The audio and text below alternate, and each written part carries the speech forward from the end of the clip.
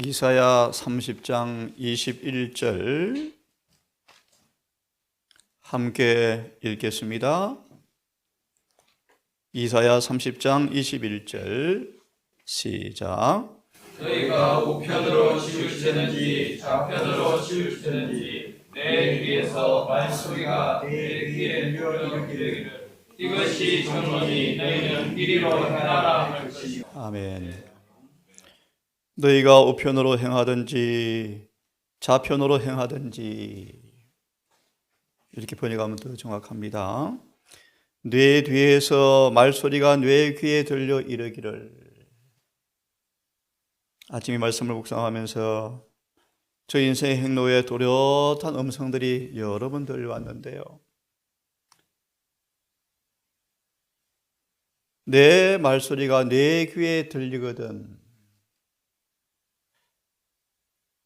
이것이 정론이 너희는 이리로 행하라. 원문에는 정로라는 말보다 바로 그 길이다. The way. 이 구절을 예레미야 6장 16절을 통해서 좀 더 생각해 보겠습니다. 예레미야 6장 16절의 말씀. 여호와께서 이같이 말씀하시되 너희는 길에 서서 보며 옛적 길 곧 선한 길이 이 길을 가리킵니다. 어디인지 알아보고 우리는 아침으로 계속 이 말씀을 지금 보고 있습니다. 하나님께서 말씀하신 그 길, 믿음의 노독들이 걸어간 그 길, 우리 가라고 명하신 그 길이 무엇인지를 우리가 보고 있습니다.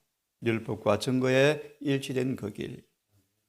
그 길이 어딘지 알아보고 그리로 행하라.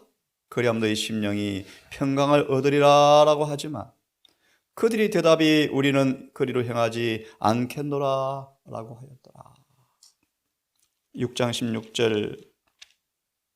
16절 주석을 좀 보시면 멍에를 말씀하시면서 완전한 순종 안에 쉼이 있다는 말씀에서 우리가 우리의 의지가 하나님의 뜻 안에 흡수되고 또 남에게 복주기 위해서 우리가 그분의 선물을 사용할 때 생의 짐이 가벼워짐을 깨달을 것이다. 하나님의 계명의 법도 안에서 행하는 자는 그리스도와 함께 행하는 것이므로 옛적 길이죠. 선한 길이죠. 정로죠. 하나님의 계명의 법도 안에서 행하는 사람들은 그리스도와 함께 행하는 것이므로 그분의 사랑 안에서 그 마음은 멍에의 짐이 순종의 길이 쉽다는 사실을 알게 될 것이다. 모세가 주의 길을 내게 보이사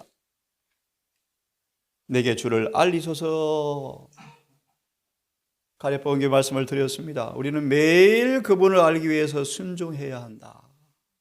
그렇죠? 순종으로 깊어져가는 믿음의 우물.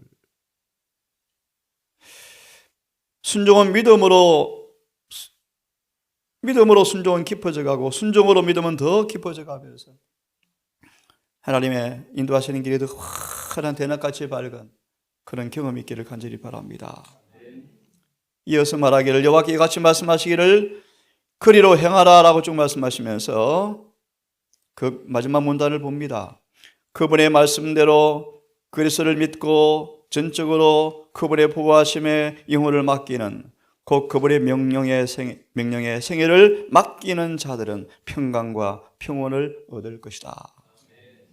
예수께서 당신의 임재로 그들을 기쁘게 하실 때에는 세상에 아무것도 그들을 슬프게 할 수가 없다. 다시 읽습니다. 당신의 임재로 그들을 기쁘시게 하실 때에는 세상에 아무것도 그들을 슬프게 할 수가 없다.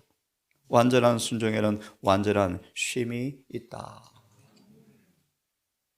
우리 아침 누가복음 21장을 이제 펴면서 시골 생활 가는 기비를 함께 생각해 보려고 합니다.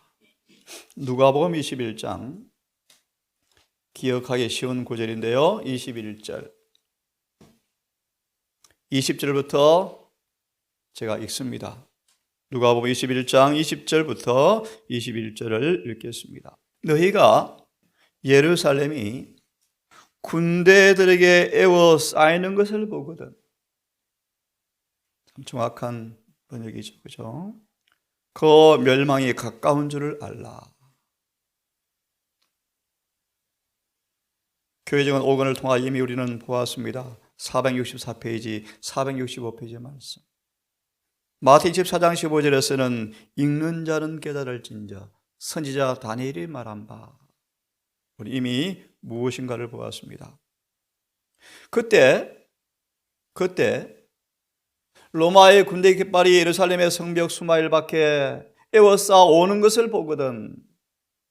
교회정 5권에서는 우리나라 미국에서 로마 교황권의 법왕의 안식을 강요하기 위해서 권력을 장악할 때,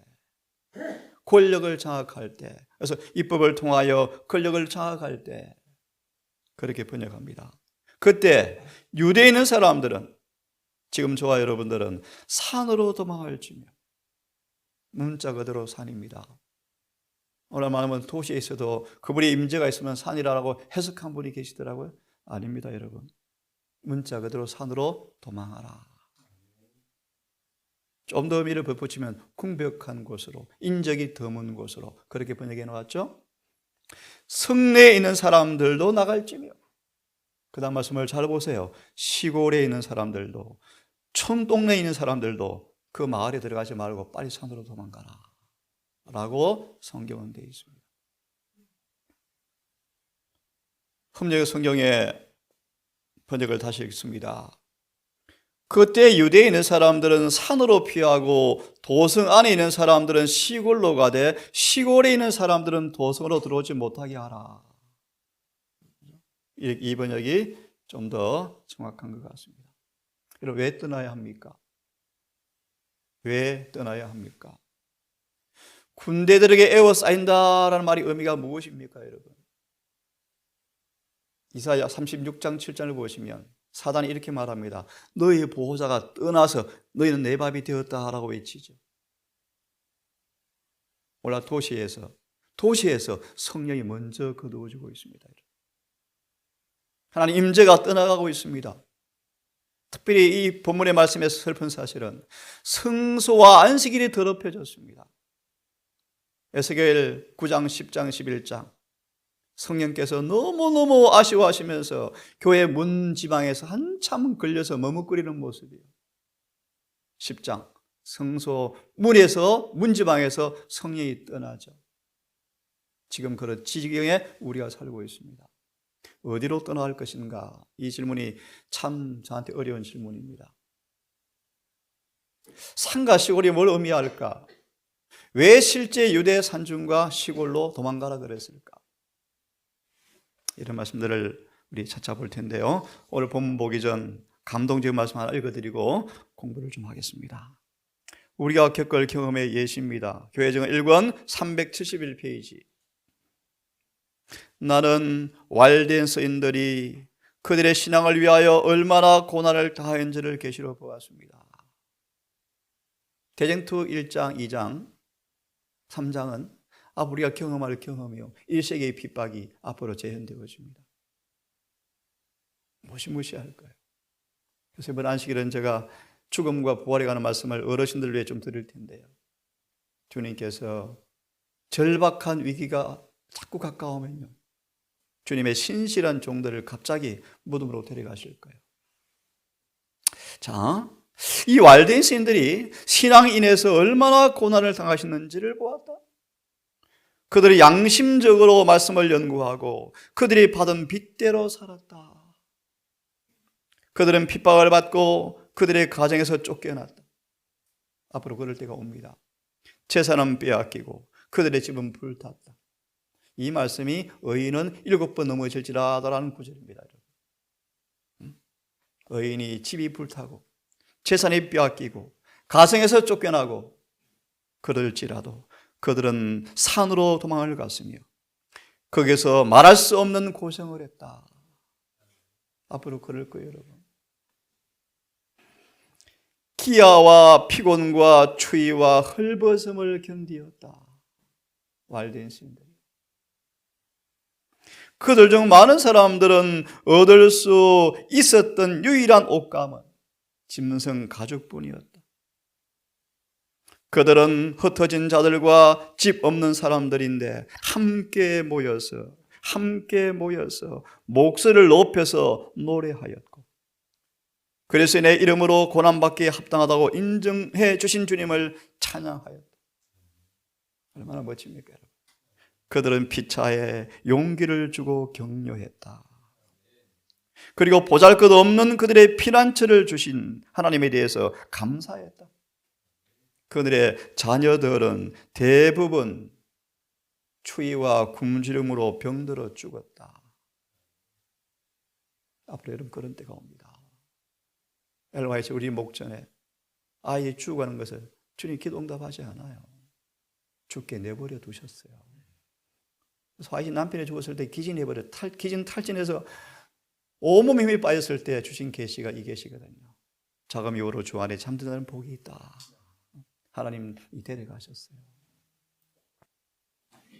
그의 자녀가 대부분 추위와 굶주림으로 병들어 죽었다. 이런 배고파 죽는 거 참 고통스럽답니다.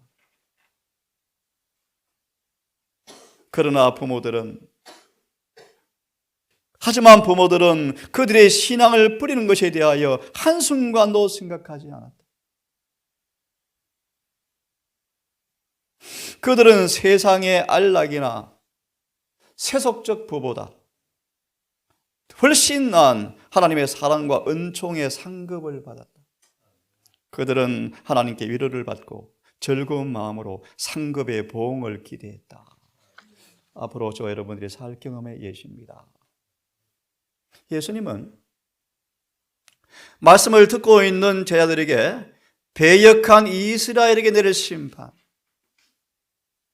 특히 메시아를 거절하고 십자가에 못 박은 일 때문에 내릴 보응의 징벌을 선포하셨습니다.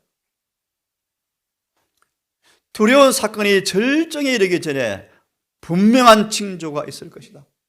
이 징조를 다니엘이 말한 바 읽는 자는 깨달을진저. 제가 감히 말씀드립니다. 지금 제7대 안식일 예수 재림교 예언의 시간표가 에스겔 9장에서 10장으로 막 넘어가려고 하고 있어요. 나중에 기회 되면 다시 한번 연구하겠습니다. 그 무서운 사건은 갑자기 신속히 이를 것이다. 무슨 얘기죠? 주님은 그러므로 우리에게 말씀하셨어요. 선지자 다니엘이 말한 바 읽는 자는 깨달아라. 우상 숭배하는 로마의 군기가 예레미야 애가 4장의 말씀처럼 세상의 열왕이 상상도 할 수 없는 하나님의 도성으로 로마의 군대 깃발이 펄럭이는 것은 의미심장한 얘기예요. 조금 전 이사야 36장 7장 말씀처럼 사내립이 유다를 바라보면서 히스기야를 바라보면서 너희의 보호자가 떠났어. 까불지 마, 빨리 굴복해. 연구해 보세요. 똑같은 패턴인데요. 2년간 예루살렘을 에워쌌는데요. 처음에 에워싸오다가 잠시 포위가 풀었거든요. 그리고 다시 에워쌌을 때 기근, 칼, 온역, 땅의 짐승으로 엄청난 위기가 오는데요.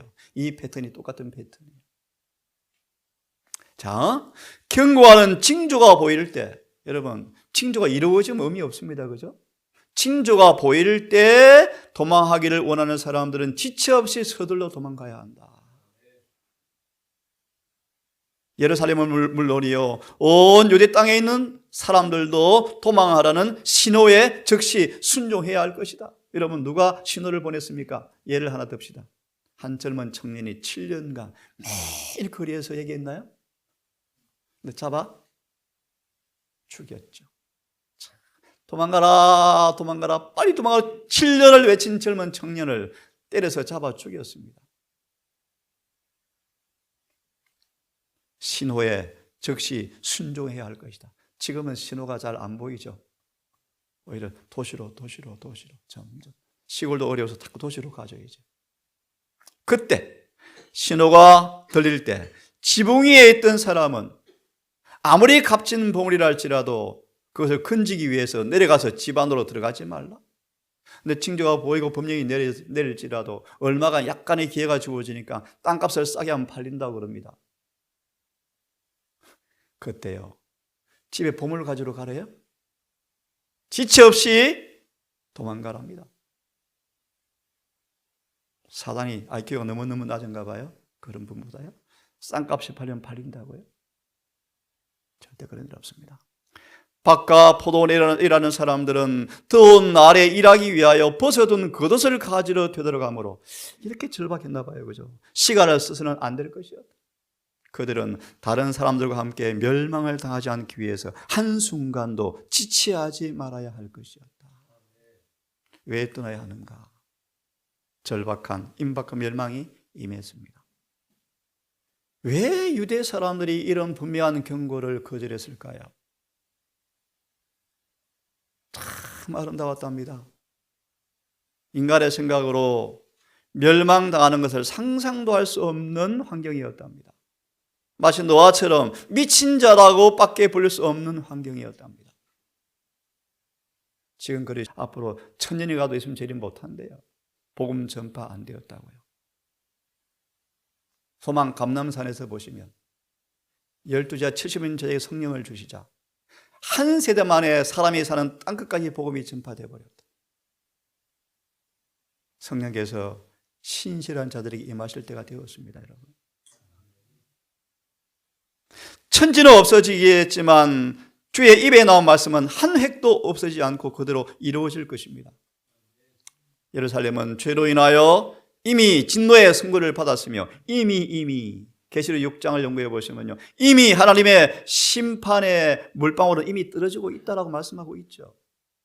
이미 진노의 선고를 받았으며 그 완고한 불신으로 멸망의 운명을 확정지었다. 하나님께서 이렇게 오랫동안 수많은 예언의 성취는 다 이루었고 아무리 봐도 마지막 짐승의 표 사건은 정말 다 이루어져 있는데 무대는 왜 이렇게 오랫동안 하나님께서 은혜를 주실까요? 성경은 말합니다. 하나님의 자비 때문이다. 자비 이외에는 답이 없습니다. 이렇게 마무리합니다. 하지만 그들은 자비를 오용하고 그분의 경고를 경시해 왔다. 성경을 읽지 않았습니다. 하나님께서 에브라임과 유다를 멸망당하는 꼴을 볼 수가 없어서 밤새도록 울어요.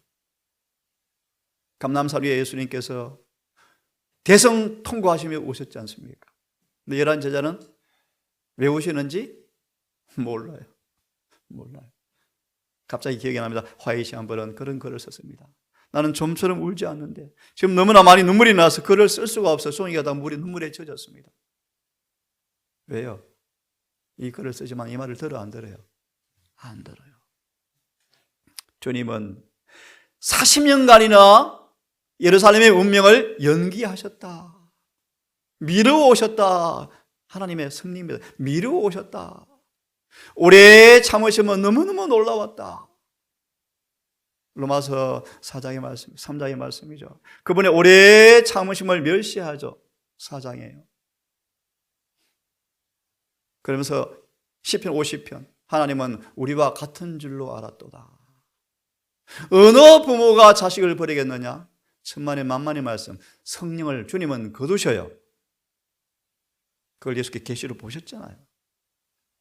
유대인 가운데 아직도 왜 40년간을 미루오셨는가? 지금 재림교회 주신 말씀이요, 아직도 재림교회 안에 그리스도의 품성의 사업에 관하여 알지 못하는 사람들이 많았다. 기회가 주어지면 알 사람들이 있었다. 그들의 자녀들은 일찍이 그들의 부모가 거절한 빛을 받아서 실천할 기회를 얻지 못한 자녀가 교회에 있었다. 그래서 40년간을 뭐 하는 것입니까? 주님께서 연기하시는데, 오늘날 우리도 이런 기비를 알려주어야 합니다. 예언의 성취가 어떻게 된 것을 알려주어야 하고, 만약 그래 하지 아니하면 하나님께서 부모에게 책임을 물을 것입니다. 어미신장 말씀, 왜 믿지 않았을까? 왜 경고를 거절했을까?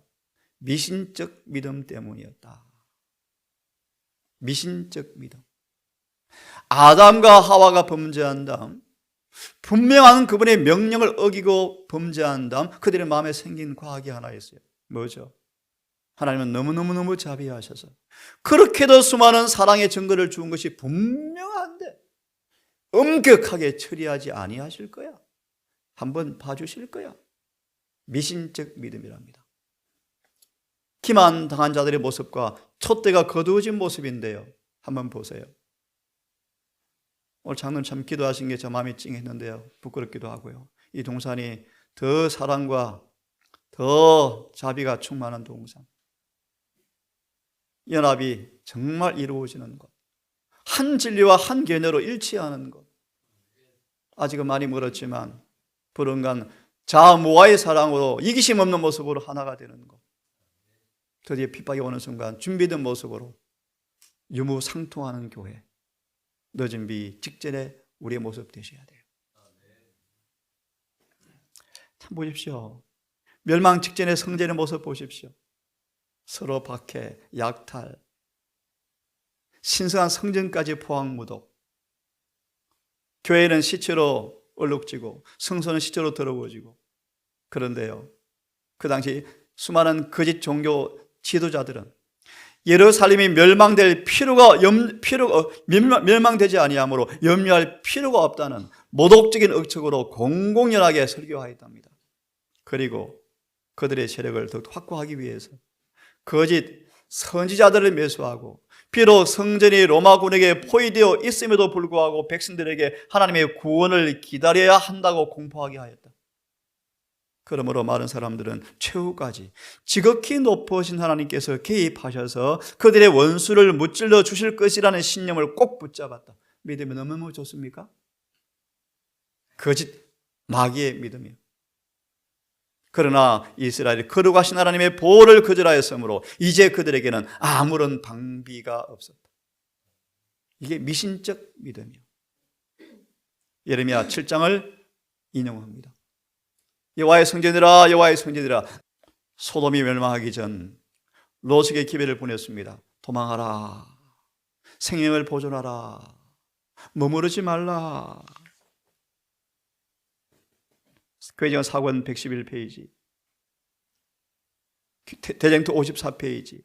롯이 주저하지 않고 천사들의 경고를 순종하여 간청이나 한마디의 말로 항의하지 아니하였으면, 부지런히 산으로 도망하였으면 그의 아내도 무사히 피난했을 것이었다. 머무르거나 하지 말고 산으로 도망하여 멸망을 면하라. 이런 동일한 경고의 음성을 제 아들이 들었습니다.